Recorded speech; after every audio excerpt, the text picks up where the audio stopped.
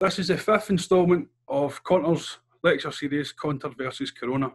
As well as a global public health emergency, COVID-19 has exposed the deep economic, political and social crisis. Conter has organised this series of talks to explore these issues in depth. We have lectures on the economy, globalisation, imperialism, class, oppression, and how the left should organise to win power.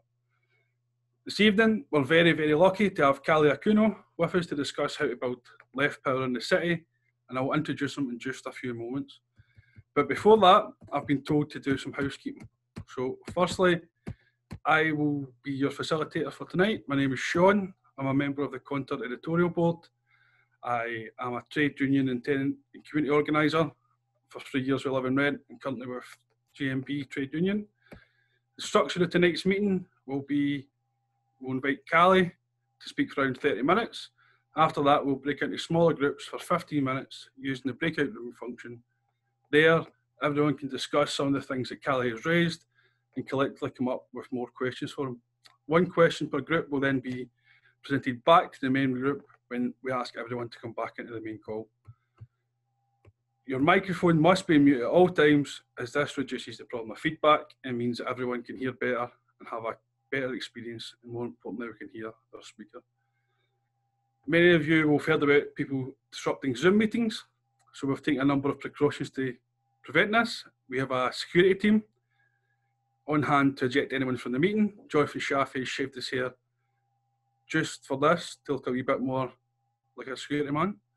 I think tonight's event, however, is a timely one at this stage of the pandemic, as both the UK and Scottish Government begin to publish their plans for easing lockdown. They are also looking at how we can overcome the economic consequences that have resulted through the lockdown measures. I think it's safe to say that there is a widely held belief that there's a danger of lifting lockdown measures too early.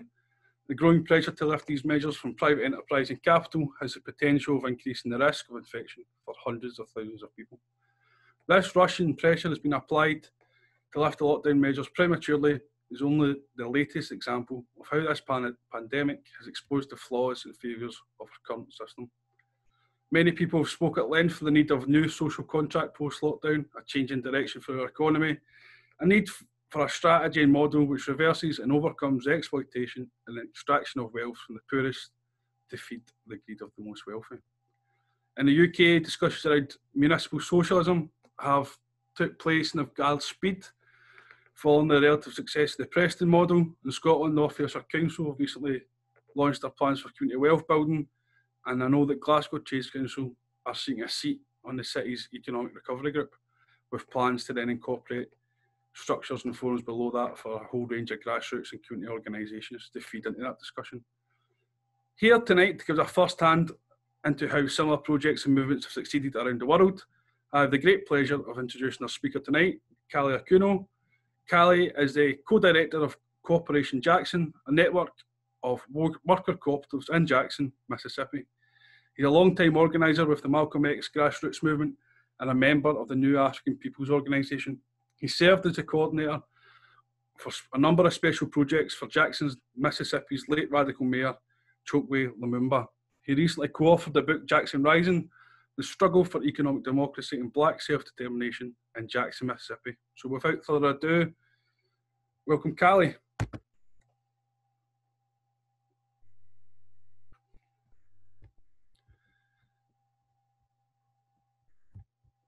One of you, okay. All right. My neighbors go past. Well, first of all, thank Conter for inviting me, for taking up this conversation. I think the times really point to the necessity of this type of strategy. I'll just jump into it. There's a lot to cover. 30 minutes, likely really not enough. So I'll start for all of you just kind of where some things are now, since we're doing this and having this conversation in the context of COVID-19. Start with our own work here in Cooperation Jackson and try to, present a bit of a picture of some of the things that we see going on throughout the United States. Um, on the municipal level here, the things that we have seen in our context is a very heightened war between the municipal forces, the progressive and radical municipal forces, and the forces of the right, which control the state government. The state government has used the context of the crisis, and this being the Mississippi state government, to really try to strip the city of Jackson and most of the large municipalities in the state of Mississippi of all of their local autonomies. Now, this is not by accident. The various autonomies of cities being able to make their own kind of public policy decisions regarding public health administration. They speak to potential ways in which the municipalities could potentially be reorganized economically. And that's a critical thing that I think we have to recognize, and one of the reasons why, at least here, the right is so keen on trying to strip the municipalities of many of their powers. Because what it offers in many respects is a new way to do contracting, a new way to do procuring, and a new way of really understanding the public and public goods and what public services are and who has a right and who is entitled to them. Here in the city of Jackson, for instance, we've been at the forefront for many years arguing for an extension of making public resources commons, and that they should be more broadly democratically managed and controlled, and not just to control, say, through the central figure of the mayor's office or through the city council or through the various departments, but broken up into kind of smaller units wherein communities can determine which of their roads get fixed. We have, and I bring that up, if anybody knows Jackson knows that we have major infrastructure problems. And our roads are some of the worst you've probably ever seen. Not because of neglect, just so folks say, but under the unique conditions in part of the soil and how it moves and shifts here, as well as some resource challenges, to be honest. But it's a combination of factors. But one of the things that you often hear here is we want our roads fixed. We want things like that fixed as a broad common community demand. If those resources were decentralized and turned into commons, and rather than some central administration, which is not currently in the control of the municipality controlling, the communities would control it and do the management and upkeep. And I'm just citing this as an example of that would change the economic paradigms of those cities by creating new infrastructure, putting resources directly in the hand of folks in those areas. I'm just citing that as an example of why they, in this particular context, and I think in many other United States, want to strip the municipalities of all of their power. And part of the dynamic, I want everybody to understand, let me back up just a little bit, is that, most of, in the course of the last 70, 80 years, urban areas have become the concentrations of Black and Latino working class people in the United States. And so a lot of the power that resides at the ballot box and from that politically in the United States for Black and Latino and working class communities of all races and nationalities is kind of highly concentrated in municipal governments in municipal areas in the United States. And with that comes both race and class dynamics that are very much at the forefront of the politics you see playing out on a national level in the United States. As it regards to COVID-19, it's largely, to this point, been an urban phenomenon, as most of the deaths have been concentrated in the New York, New Jersey kind of tri-state area. It's been largely concentrated amongst essential workers, and to define what that means here in the United States, at least in those contexts, that's been health workers, sanitation workers, factory workers, and folks who work primarily in service industries, either in care facilities or at restaurants, and particularly grocery stores and convenience stores. And that pool of labor in the United States is primarily young, overwhelmingly Black and brown, overwhelmingly minimum wage, with the exception of some of the healthcare sectors, and is utterly viewed as being disposable.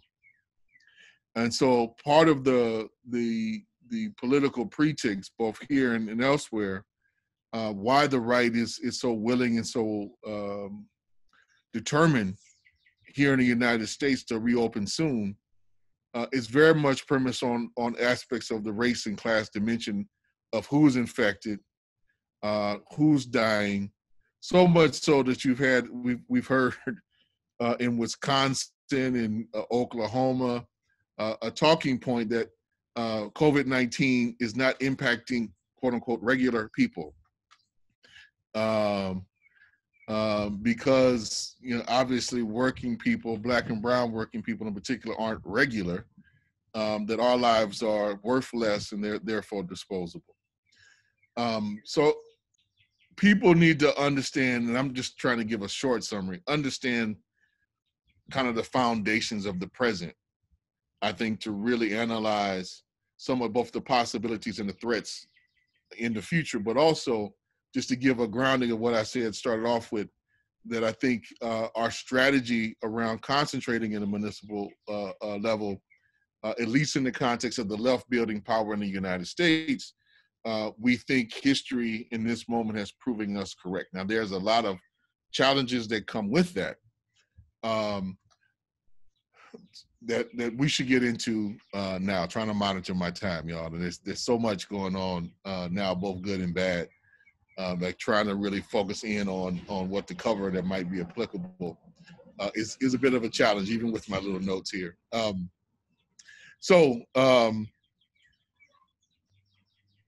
To start,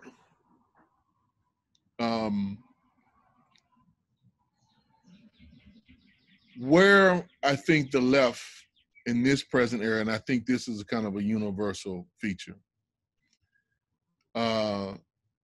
since the retrenchment of the 1990s, with the collapse of the Eastern Bloc and the Soviet Union, we found ourselves on a global scale really being in retreat, where many of the kind of state-centered examples that existed, towards the latter half of the 20th century in Latin America, in Europe, in Africa, in Asia, most of those have either become parodies of themselves, or gone in extreme kind of neoliberal orientations, regardless of whether there's been a change in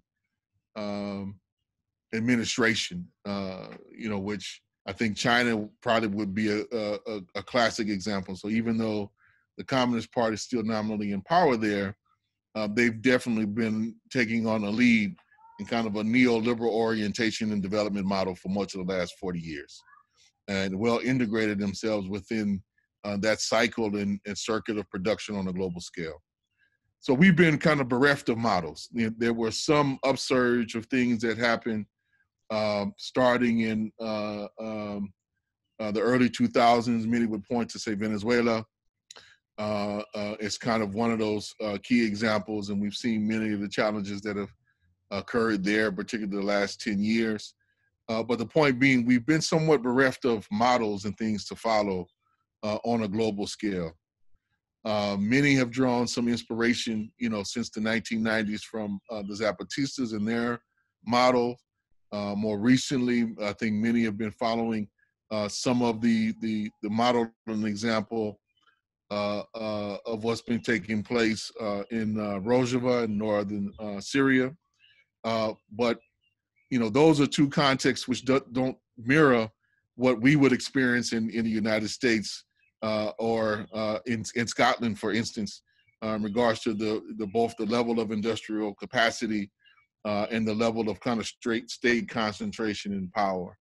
So our road has to be one that can maybe draw some experience from that, some lessons from that, but has to be reoriented along different lines of both who the social base is to be able to move and anchor things, and also what the route and course is that we have to go through. And for us, I would say, I think it's fair to say, both in the United States and Scotland, the primary route that we have to go through is through the bourgeois institutions that exist, and the primary one there being at the ballot box. And what we've tried to always accentuate in our work here in Jackson is, paying attention to the elections, the election cycle, the state in that regard being an instrument of administration and social control in various ways, that we had to impact it to give it as much direction as we possibly can. But we have to build something outside of that. And that is what a large piece of, to understand kind of our success here in Jackson over the years, is that we gave precedent to building outside of that, to be able to have the community base, the level of support, community knowledge and draw on, and the capacity really outside of what the state can do, capacity in the community to be able to do our own programmatic work, regardless of the limitations of the government, whether those were concrete material limitations, which exist in many states in the United States, Mississippi being one. We don't have, say, the tremendous amount of financial or infrastructure resources as a New York or a California. Conditions here in some respect mirror much more of what you might find in, from what I understand, like Greece or something to that effect, relative to the kind of the European experience. So we know here that in order to meet many of the community needs, we can't rely on definitely the state government, given how it's organized and structured. We have to do more self-reliant works and projects. But we want to make sure that in our model, that can be complemented with us holding some power at the municipal level. So these two things can work off each other and balance each other. But the primary thing is organizing the community first and foremost, and building that base. And that, for folks to understand in our case, you're talking about literally a 30-year organizing project that took place in stages through various ups and downs before there was any concentrated, concerted effort for our forces to get directly involved in municipal politics. And so that organizing is key, and I think folks being mindful of how much time it takes to build a level of community knowledge, awareness, and understanding. It's not something that's just going to occur automatically overnight. And there has to be various diligent energy paid to building the capacity of what we would call like your own forces. So like the forces that existed that were brought into the projects and work and became members, say, of the Malcolm X grassroots movement, and then the work that we also did with allied organizations and forces. And those two have to work hand in glove, because you can't always assume as the left that all of our partners are going to agree with us on every single ideological and political point.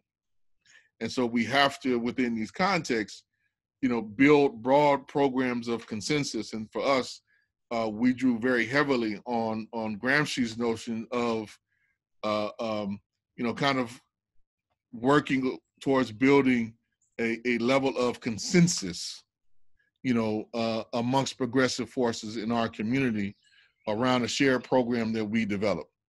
And within that, we kind of had our own positions and aims that we worked towards, that kind of our own autonomy and independence within the broad kind of united front.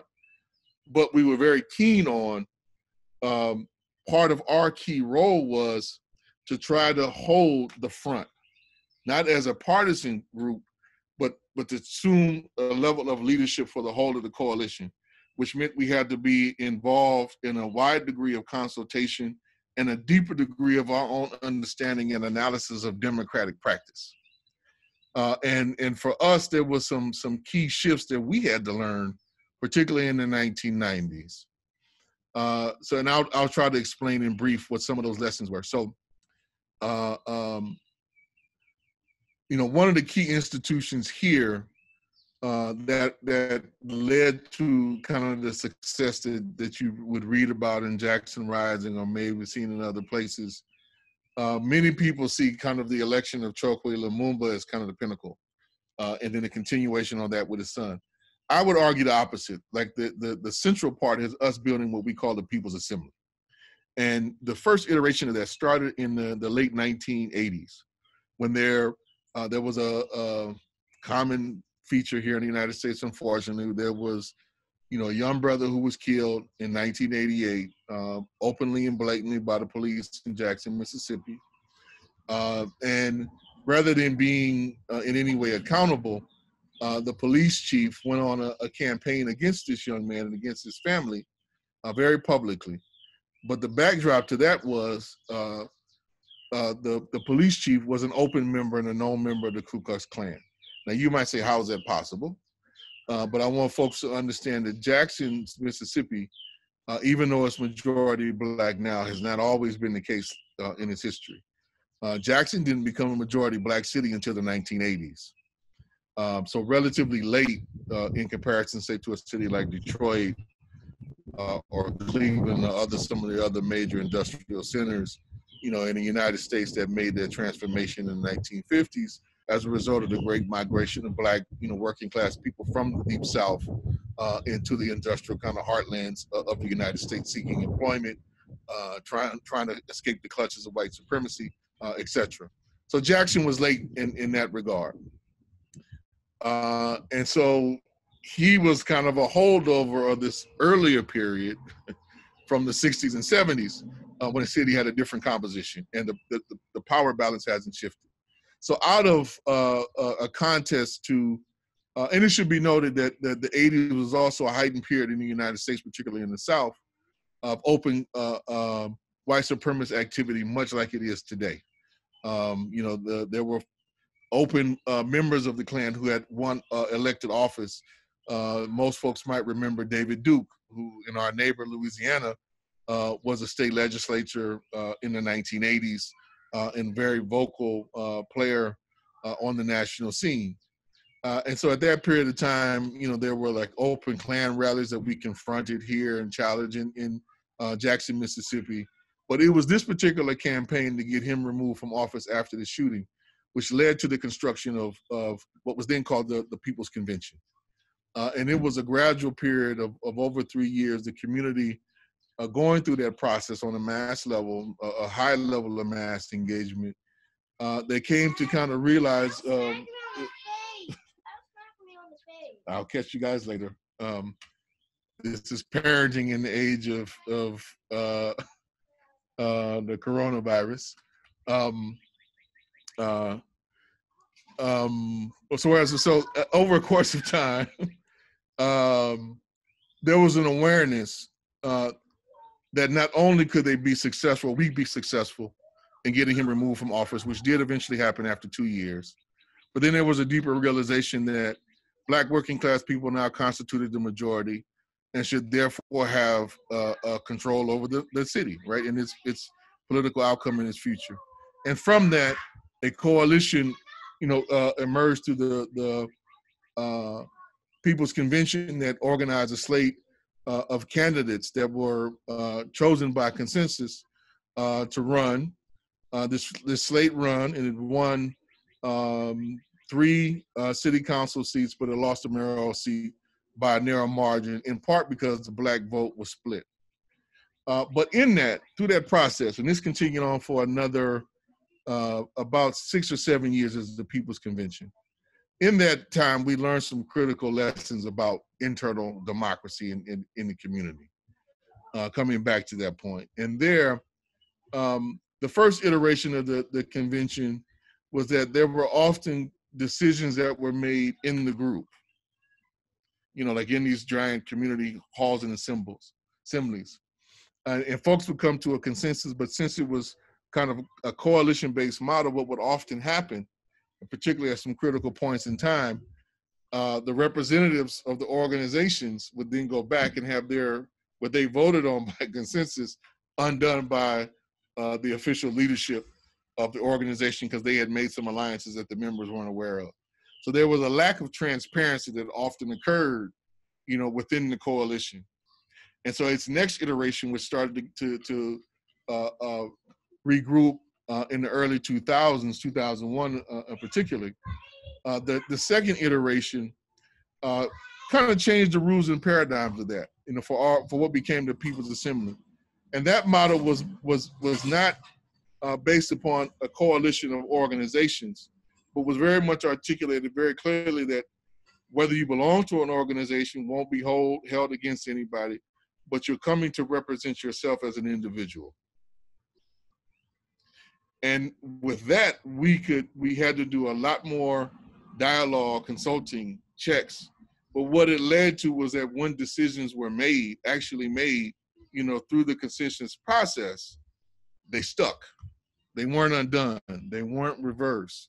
So often it took, more time, more deliberation. But what was born out of that was often, rock solid political commitments and engagements, and the campaigns and things that went forward, had a profoundly, qualitatively a different impact and effect than they did in the 1990s iteration of the same motion. So that was a key learning that we have built and adapted upon. And I say that because, I think, the concentrated areas of what we know to be, I think, from the 19th and 20th centuries experience of how the left built. We were adept at building political parties, and we were adept at in various cases in building trade unions. And it was in those two institutions that I think, in most places of the world, where we kind of concentrated our time, energy, and saw the greatest reflection of ourselves and in our ability to impact society, right, and reorganize society. And in some models would have, auxiliary organizations or mass fronts, that operated in the community or had ethnic sessions or youth divisions. But, let's be real, they were secondary to the party and to the trade unions.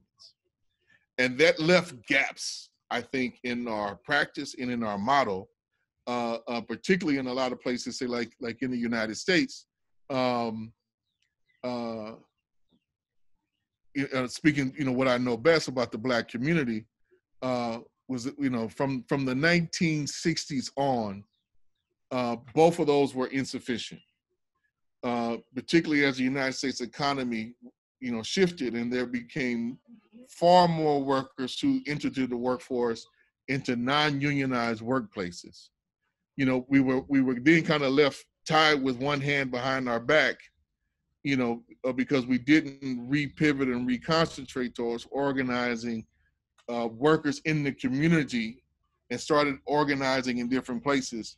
That orientation of where we've come to adapt, we say that we try to organize, where we work, where we live, where we play, and where we pray, and that we have to organize all those bases in our community to be able to have a real dynamic program that doesn't leave any sector of the class behind, right, or out or unexpressed and unaddressed.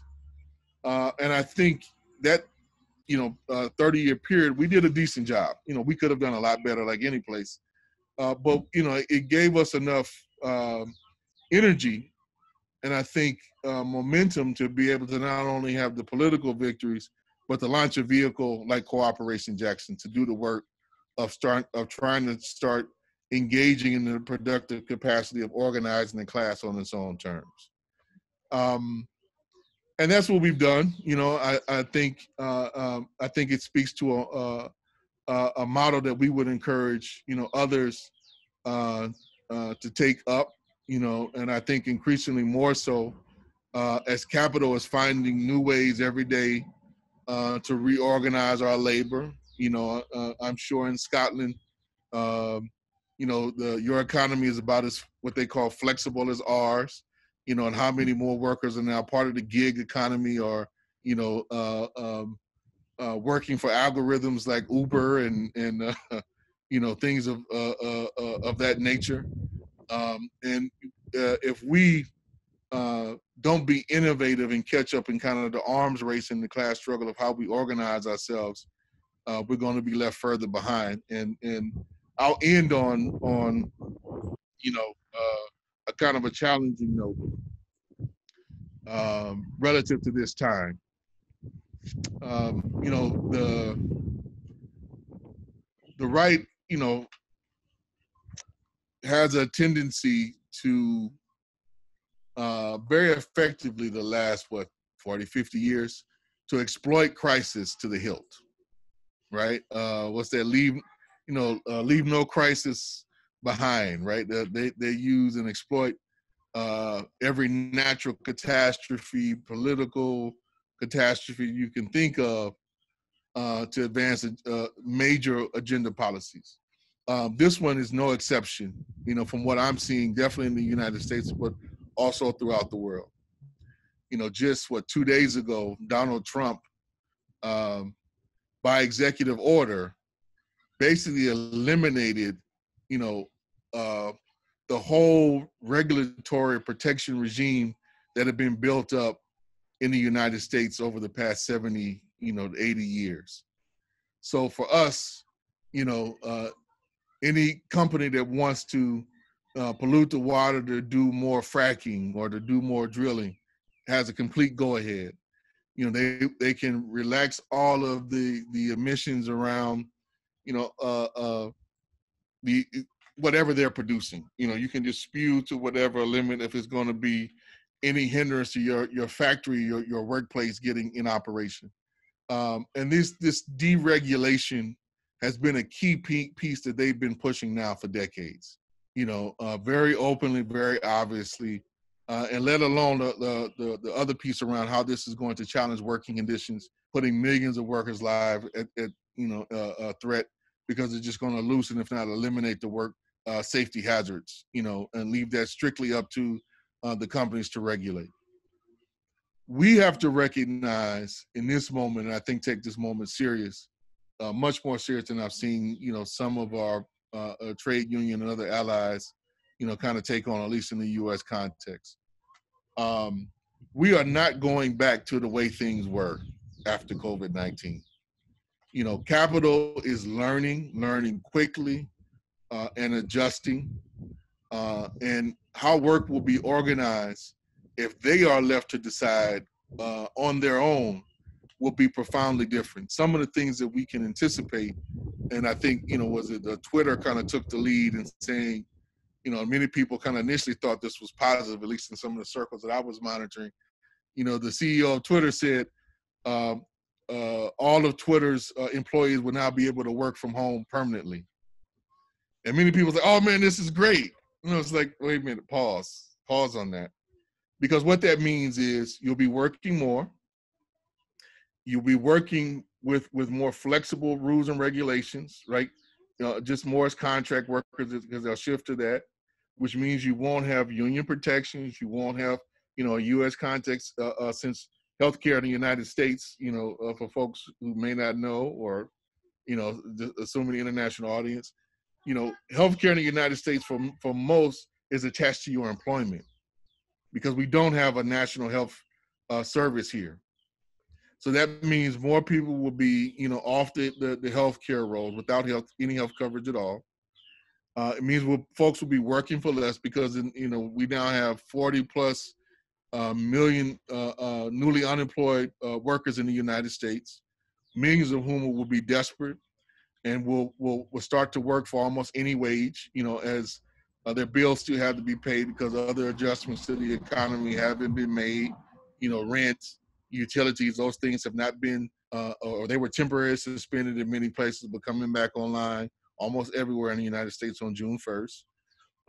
And so, we know the evictions rates is going to go up astronomically here in the United States. So there's going to be a profound reorganization in the next couple of years. We need to be very keen on that. And we have to start working, organizing, and struggling on that basis.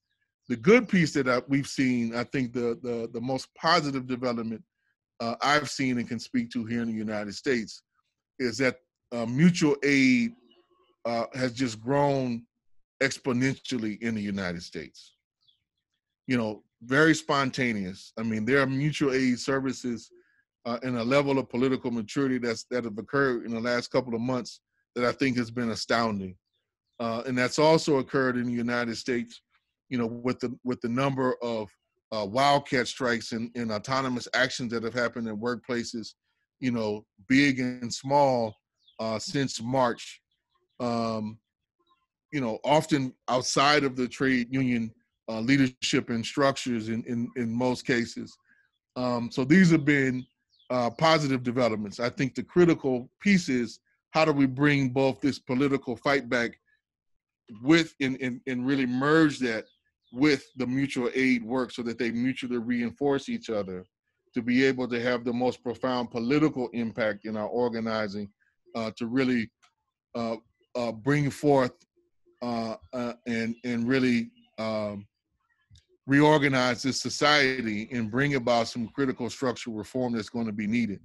So it's not all doom and gloom in any respect, I think, here in the United States, but there are some profound challenges. And where, bringing it back home to end out, where that type of marriage, if you will, I think, of a necessity come together, first and foremost, will be in the municipal areas. And I think we could create a model wherein here in the United States, and this is something that we're advocating, is that we have to do a level of coordination in the United States where the mutual aid networks begin to form our own value and supply chains that we're connecting with each other, and having relations from city to city, and then marry that with the best elements of progressive administration that either exist, or over the course of the next couple of years, our movement is very strategic in putting in place, utilizing this model of organizing ourselves through these mutual aid networks to have assemblies and other new democratic forms of power and expression come together. And I think that could be married and has to be married with the trade unions repivoting themselves and getting on board and lending their expertise and resources to the cause, but then all the other institutions of the solidarity economy that have been emerging in the United States to come together and first execute this on the municipal level. And then there's the critical piece of making sure this doesn't just stay in the municipalities, given who's concentrated there, but there's a concerted effort that we have to make to fight against the right in the United States, in rural areas and in small kind of suburban and exurban areas where there are concentration, particularly of kind of white petty bourgeois forces who, if they are not reached by us, will swing towards the fascists. So we have a concerted political project and program that we have to develop, be clear about, and execute, I think, here in the United States, that starts with the municipal level organizing, but extends outward, I think, to scale up towards a national fight back and transformation program. So I'll end there. I tried to merge and bring a lot of things together. I went through about half of my notes, so hopefully that was helpful. To go through the rest would take about another hour, I'm seeing, literally. So I'll stop there so we can open it up for the breakout rooms and the questions. As a reaction to COVID, when COVID ends, when we go back to normalcy, will all of that energy, those mutual aid groups, sort of dissipate? And how do we can successfully retain that energy? You mentioned at the beginning that our primary route is through the bourgeoisie institutions like voting, but at the end, you ended on a note of, actually, we need to be marrying these mutual aid groups with political intent in the cities to build this sort of ecosystem of solidarity economies. And so there's that two-part question. How do we retain that energy that COVID has brought to working class people organizing? And then when we do we plug it into bourgeoisie institutions, or rather creating our own? Yeah, I think this is, if I understood and heard all the question, I think this is a key question. I can tell you what we are doing and trying to produce some specific works to address this question. And what we're looking at is the experience in Argentina in the 2000s, early 2000s, and how, I think for about a 4 or 5 year period, there was a tremendous amount of work in those reconversions to kind of build some new lines of value chains and supply chains. But eventually that petered out.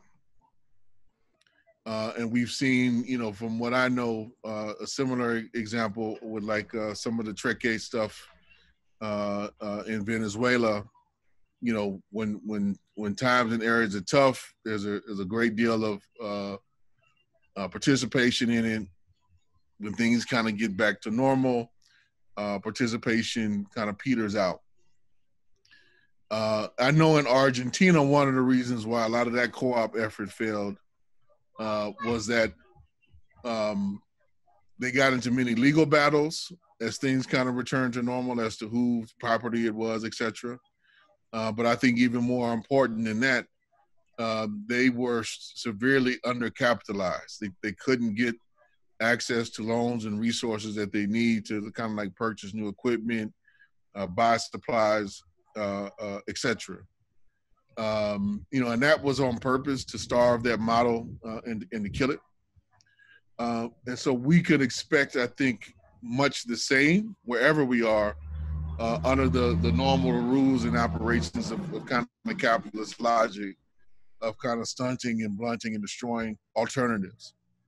So I don't think there necessarily is a safeguard, but the key thing that we're trying to draw upon that, and why we're saying that there has to be kind of this coming together of forces, because the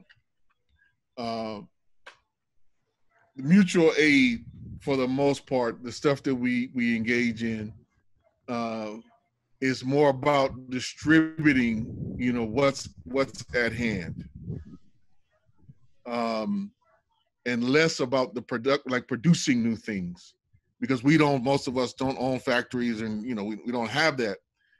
So it's a redistribution of what already exists. We got to change that dynamic if this is going to survive, with democratic distribution based upon need, to the greatest extent possible we can from the community, but that has to be married with the productive capacity of what the mutual aid societies can then transition to do. So for us from the beginning, one of the things that folks should note, I think while our organization has been able to make this pivotal shift that we've been able to make as Cooperation Jackson, we were birthed from Hurricane Katrina. That's a critical thing to note. Like a key point of the Cooperation Jackson program was birthed from Hurricane Katrina. So our collective learnings from the last major catastrophe. And so for us, that's why we've always made it a very clear political focus, even though it doesn't make the most economic sense in the capitalist market, but why we've prioritized trying to build food sovereignty in our community in anticipation of moments like this. And so that we couldn't be starved into submission, which is some things, that lessons and things that we've seen done in the South historically, but also saw to a lesser degree happen in Hurricane Katrina. So we did a little bit of prep that put us in a more advantageous position than I think many. We had food. We already had stuff that we could distribute to ourselves, even with everything shut down. We already had that. But that was a learning from the last, thing that we all collectively went through. But it's that level of how do we shift, like if our co-ops aren't just trying to be succinct with it. So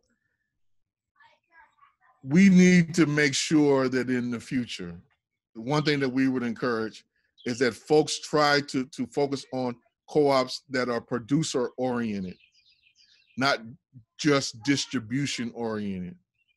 So if you think about like a grocery store or something like that, that's more distribution. It's not necessarily us producing the things that go into the grocery store. If we do, it's just like a small scale or relies on maybe some local small scale production. But I think we have to start thinking to a greater degree to scale. In the municipal level, what I was saying, to come back to that, now apart from that, the municipal level helps with that. So for instance, you know, in many places, I can at least say in the Deep South, the urban areas still have a lot of land available. So like in Jackson, there's a ton of vacant properties. That's how we built our community land trust, by buying and occupying a number of vacant properties. That same type of logic we would encourage other folks to kind of take up. And this is where, if you have, you know, if our movements are strong enough to put left forces of our that come from our movements in office, who have a political program that's very much clear on, we're going to take all of that vacant land and turn it into a commons for public use that could then be used for various productive capacities. If they are there and in place to be able to do that, it's less of a fight and there's more resources that you can already bring to the table. The primary thing is us organizing ourselves. I'm not taking away from that, but it makes it easier in certain cases if we are set up to have other supporting institutions with resources support us even for a limited amount of time, or like constructing commons is something that could be a more permanent feature of how our cities are reorganized. So these are the things that I would say that we are trying to bring forth as lessons to how just not make this a temporary fix, but how to make it something that is a part of the transformative landscape that we're building going forward. That's what I would offer in short. There's other stuff I would say, but you know, just in the interest of time, I hope that's a clear enough example of kind of how I think we can deal with some of this. Brilliant, spot on. I think that was quite good, quite comprehensive, and an interesting point about who's the kind of this phase came out of the last disaster, Hurricane Katrina, how the reaction and lessons learned. So I'm going to take 3 questions this time, one after another, and then Kali, if you could respond to the 3 at the same time. So first up, we've got Sophia, then I'll take Midwestern, and then Sarah Bennett. So Sophia, if you want to unmute yourself. Hey. So in our group, we were sort of very much interested in this idea that we have to build power outside of the institutions, this kind of community stuff. So our question is, how do we organize, how do we infuse, how do we bring people together? And as an example, we thought about if we wanted to do a certain worker scope on a project, how do you convince people to do that? You know, how you make them think about it as something possible in their heads rather than an impossible, and a lot of other examples of this type. But that's our question. Okay. Excellent. So we have Midwestern next.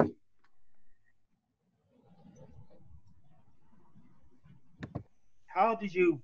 My name is Joe, by the way, Joe Merton. But anyway, our question is, how do you manage to work in an existing power structure, meaning government, legal, economic, and the broader community, the community that you're working in, to best affect positive change? Thank you. So next question I take is Sarah Bennett. Raymond, is that you? Hi, it's Raymond here. We had an interesting discussion where we had experiences from someone who had been elected a councillor in the early 1980s without any kind of mass base. And we spoke about in the late 80s how we had an explosion of community organisation around the anti-poll tax movement, but nothing in the institutions and nothing in the labour movement. And the question we kind of arrived at was, in the COVID pandemic, we're facing huge job cuts. You can see at Rolls-Royce, we're seeing in Edinburgh, everyone in our groups from Edinburgh, the local bus services are starting to get cut. And we're going to face a number of attacks in the community as well. And the question we arrived at was around how in Jackson, where you got people together from the local labour movement and the local communities working together in the people's assemblies, how you managed to build unity across the labour movement and the community group, bearing in mind that a lot of people from the labour movement come as delegates, viewpoints are arrived at collectively in their own organisation. How were we able to build an effective kind of united front across the community and the labour movement? Thank you. That, Kali? All good? Y'all good. I like y'all don't come with easy questions. Where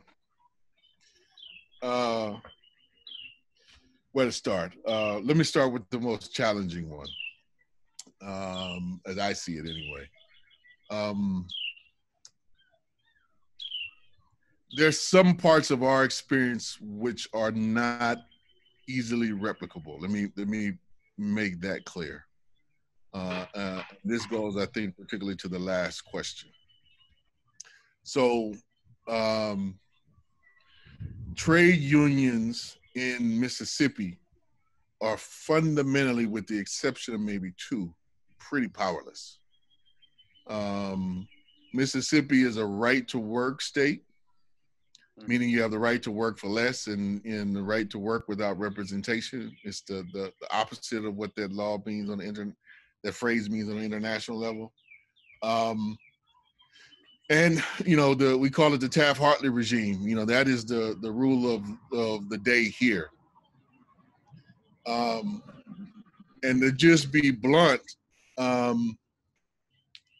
that leaves historically the trade unions here, if they want to move something, they've always had to rely on the support of civic organizations and community organizations much higher than they've had to, say, in New York or Chicago or Detroit, right? There, they were able to be so strong that they often moved the community with them. So it was the other way around. Here, the politics have been driven by community forces, historically either by like civic organizations like the NAACP or black churches, and then the unions kind of come along with that. So it's the inverted sense of where folks at, and because they don't have an over-exaggerated sense of their power, it's been much easier to form alliances and to come to the community and expect, to see everybody on an equal level playing field, and where they can't just play the numbers game with folks here like they do in other places I've lived.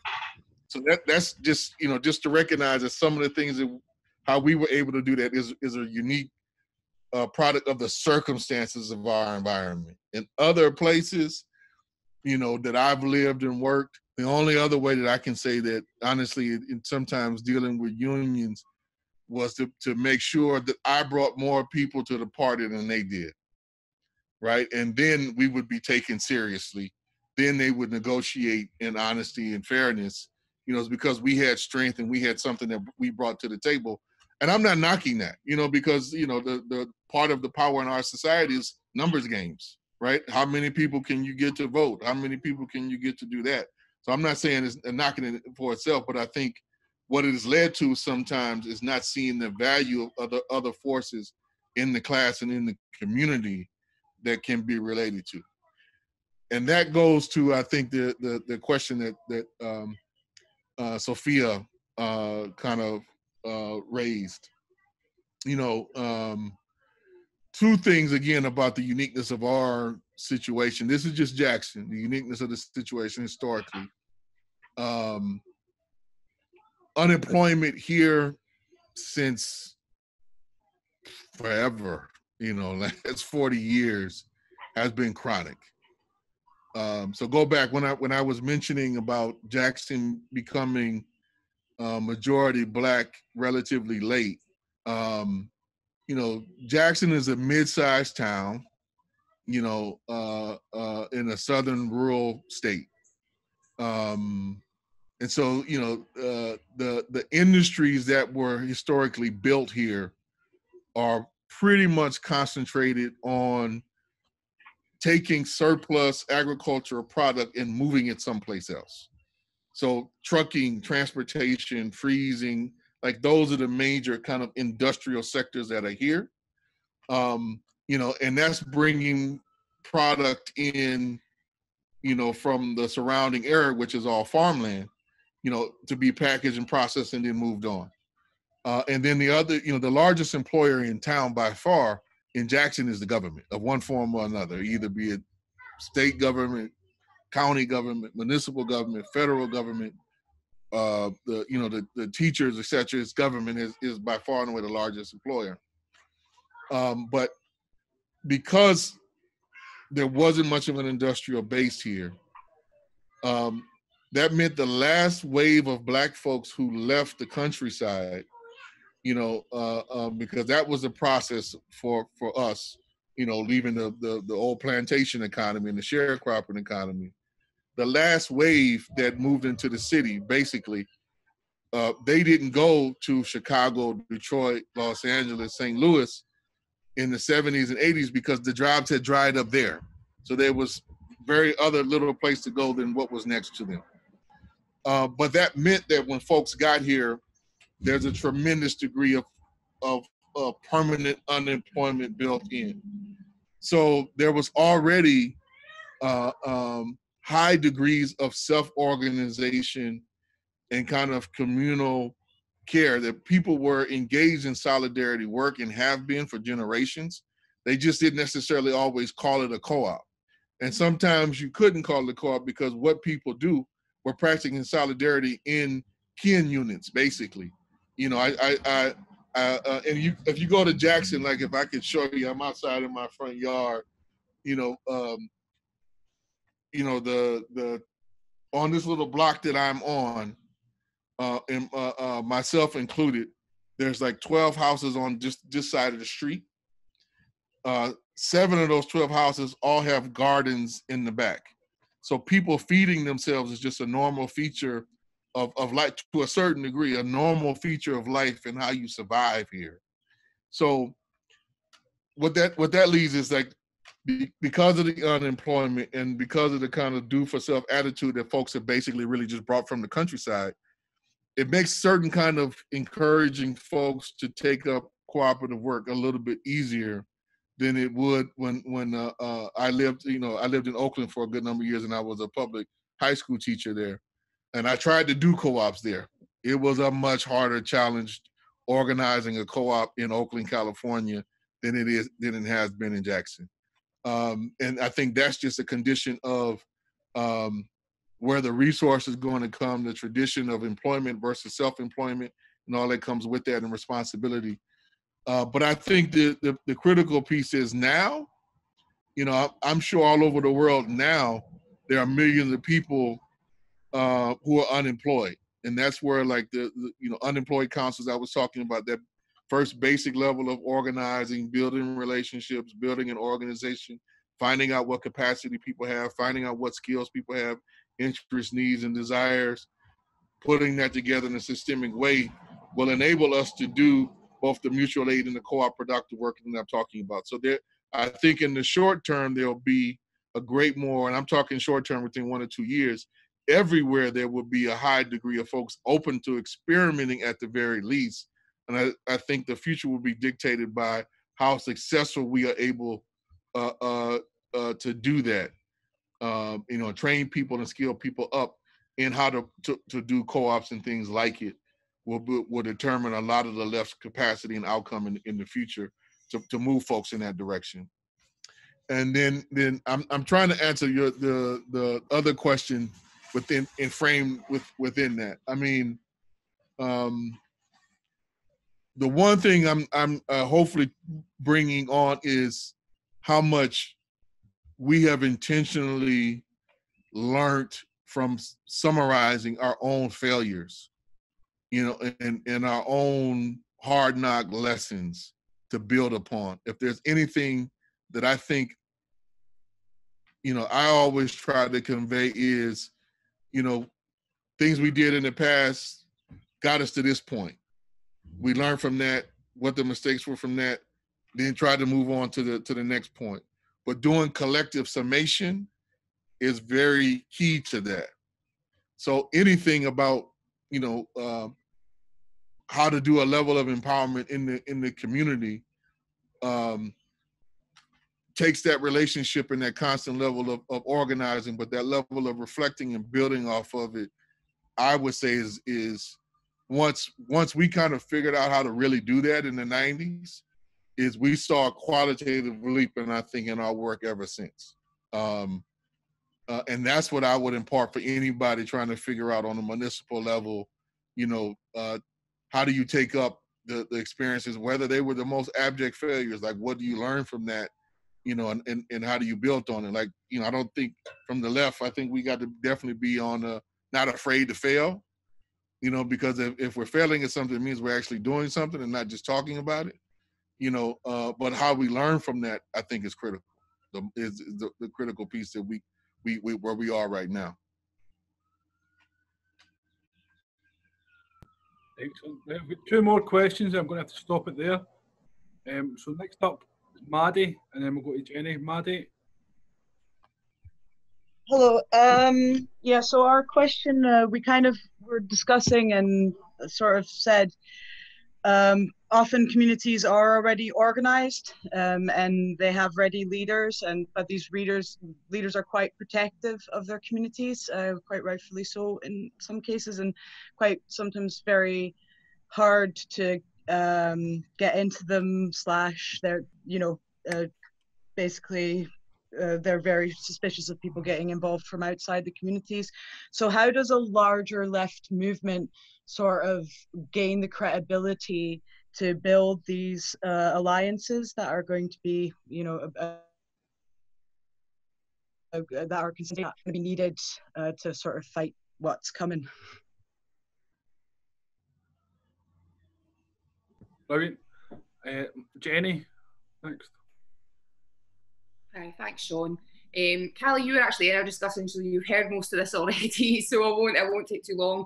We were interested in some of the practicalities of consensus building. I think a lot of us have been involved in left-wing organisations before and have had that experience that you talked about when you try to build a consensus with different organisations. They come to a meeting, they agree it, they go back to their own organisation, and then it all goes to shit, essentially. So how did you, when you did that sort of like everybody comes to this as an individual, how did you practically do that on a level of how did you consult people, and how did your coalition partners deal with that sort of radical democratization of the coalition? So Maddie and Jenny, this is why it took 30 years. In short. Because folks are rightly distrustful, I would say in a lot of our communities, because there's a lot of hustles out there. There's a lot of hustlers out there. That is a real dynamic. And what we found, there's some parts of Jackson that are, deeply organized on a community level. There's 2 communities, Georgetown and Battlefield Park area, Battlefield, we call it. I would say as some of the strongest community organizations probably in the world.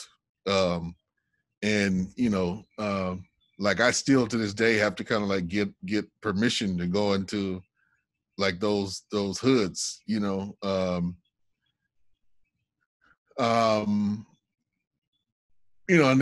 both of them have had are products and part of long-term kind of environmental fights against environmental racism. They're close to a couple of like toxic sites, and so they have a history of organizations kind of parachuting in, offering some resources, making deals behind their backs, and trying to think what's best for them without kind of consulting the people or moving.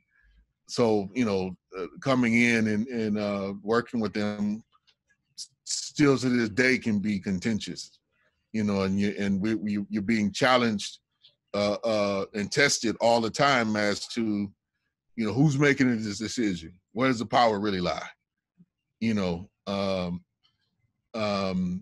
And oftentimes, we'll see something to come up, and we'll do a consultation with folks, and we know just from knowing them well that they'll hold out from sending replies back or answers back to see like who else has moved, who else has responded, are y'all just doing this on your own, or is this a real broad alliance or initiative?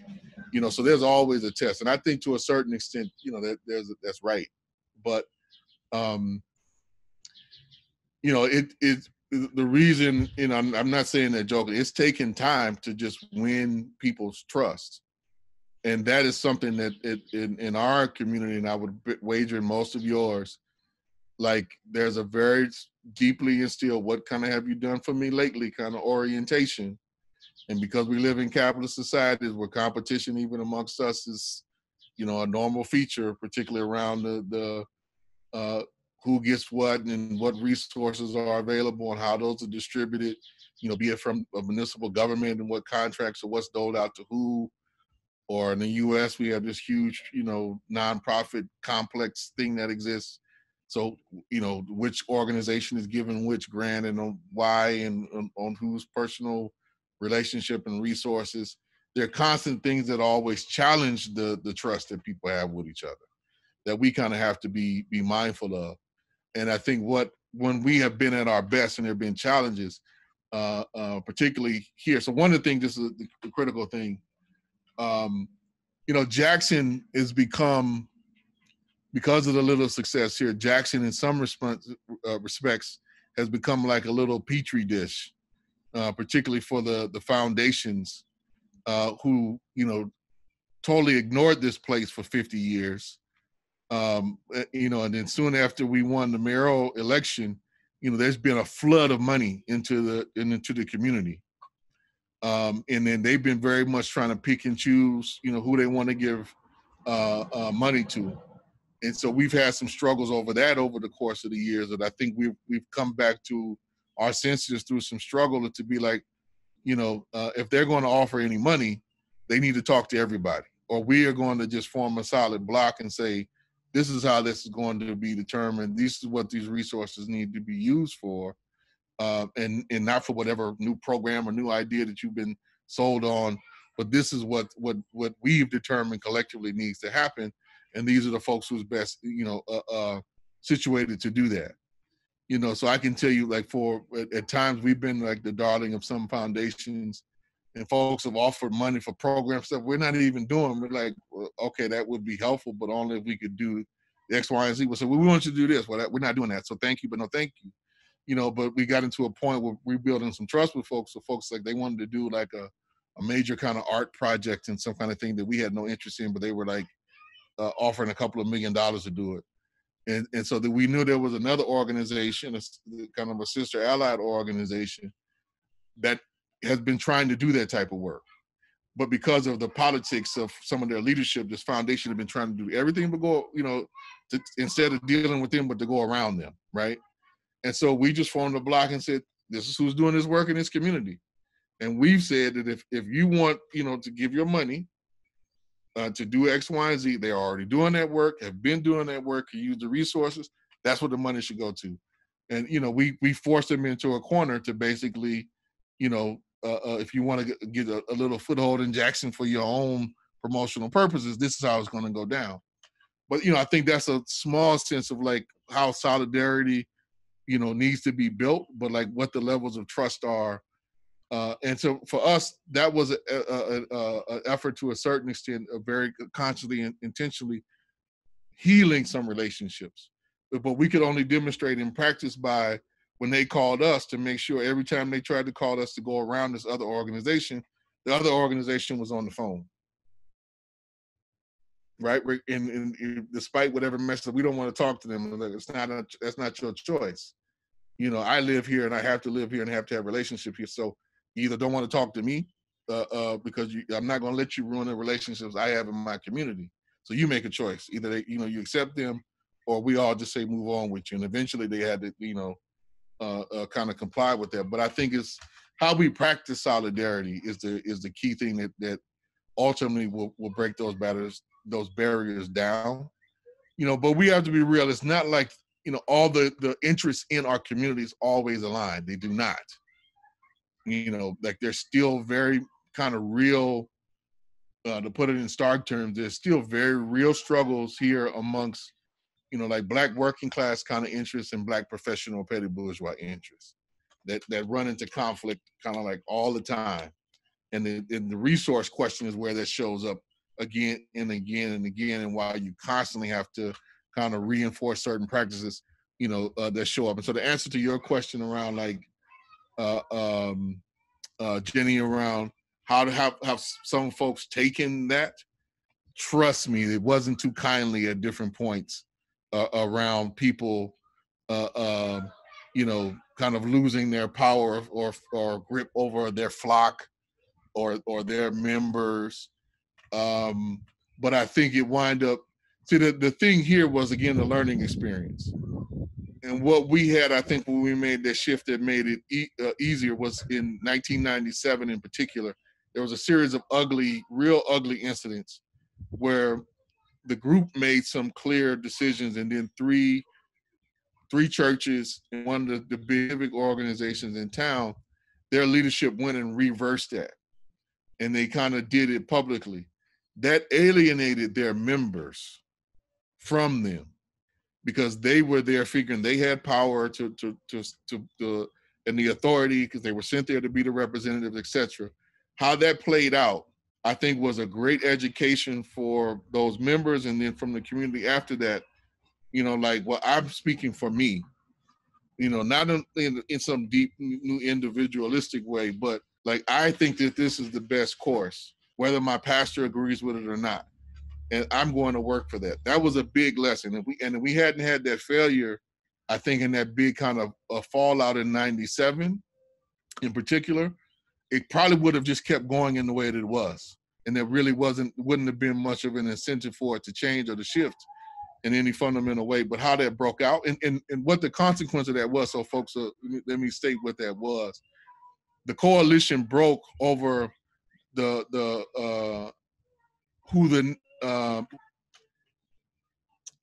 endorsement of what that new slate was that I talked about, right? And the kind of the bigger wannabe mega churches in town wanted to go with a less radical candidate, and so they went with him, and he wind up splitting.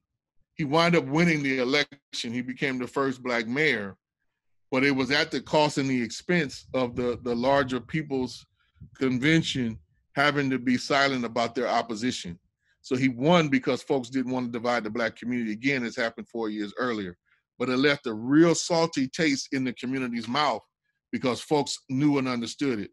If we hadn't gone through that and then taken a couple of years, to come back and heal lessons, heal relationships, the People's Assembly would have never taken off and had the legitimacy then at that point to say this is how it should run on an individual basis, so folks are free to operate it and had that,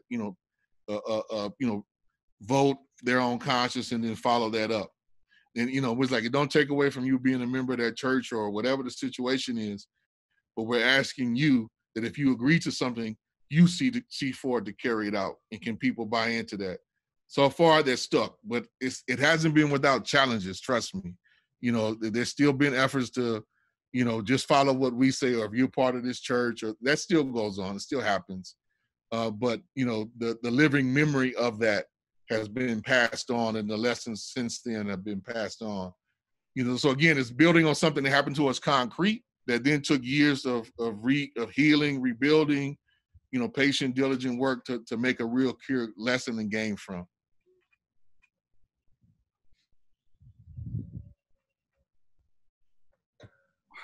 That was brilliant. Thank you very much, Kali. We're going to have to call it a night.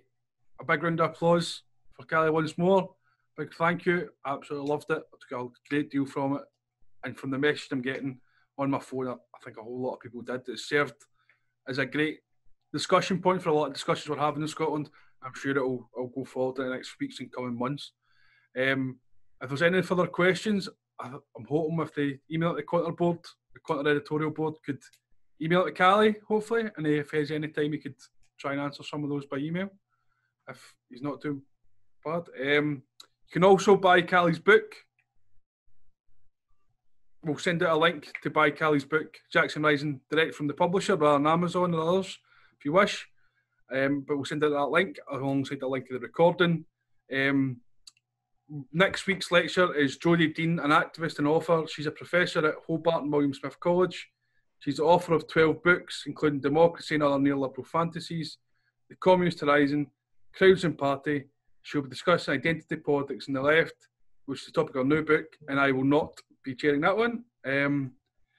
But thank you very much. There is one more thing I've been reminded to say, and I forgot what it is. So yes, please join the mailing list for Contour. Like and subscribe on Facebook and Twitter. We've got a podcast you can listen to on Spotify. We've got an email directly from us with a roundup, a link for Kali's book, a link to watch the discussion again. Thank you for joining us, and I'll see everyone next week. Thank you.